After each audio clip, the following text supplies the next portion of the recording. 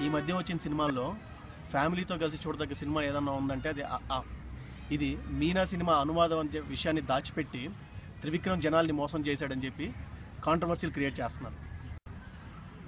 ఆ cinema release అవ్వకముందు Meena అనే ఒక సినిమా ఉందని మనలో ఎంతమందికి తెలుసు, ఎన్ని మల్టీప్లెక్స్ల్లో ఆ సినిమా ఆడింది, మనలో ఎంతమంది ఆ సినిమాను చూసాం. దీని లైట్ తీసుకొని కమర్షియల్ ఎలిమెంట్స్ మీదనే ఫోకస్ చేస్తూ సినిమాలు తీస్తున్న మన టాలీవుడ్ ఇండస్ట్రీలో కేవలం కమర్షియల్ ఎలిమెంట్స్ మాత్రమే నమ్ముకొని కాకుండా కథను నమ్ముకొని కూడా ఇండస్ట్రీ హిట్ కొట్టచ్చు అని ప్రూవ్ చేసిన మన త్రివిక్రమ్ గారికి సినిమాలు తీయడానికి కథ లేక కాదు, తీయడం రాక కాదు,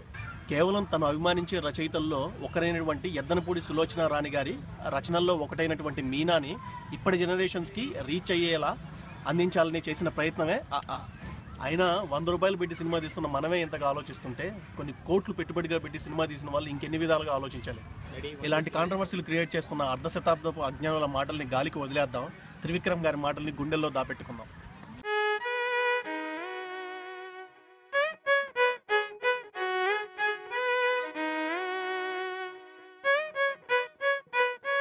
నీరేమో బంగారు